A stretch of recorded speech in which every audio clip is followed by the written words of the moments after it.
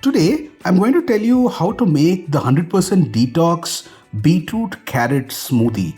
For this, we're going to take a container, add some water, maybe a glass or 1.5 glasses, and allow it to boil well. Now, to this, we add some chopped beetroots, and on top of it, we add some chopped carrots as well and allow it to nicely boil. You can now see that the vegetables have nicely boiled.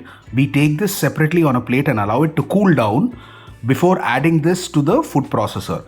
Now ensure that you don't put it into the grinder before it cools down. We add all of the boiled vegetables into the mixer grinder. To this, we add some peeled almonds, that is soaked and peeled.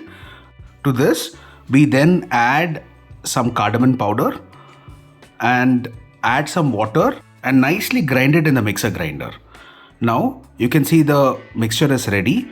We empty it into a container, and to this we're going to add half a glass of milk and nicely mix it.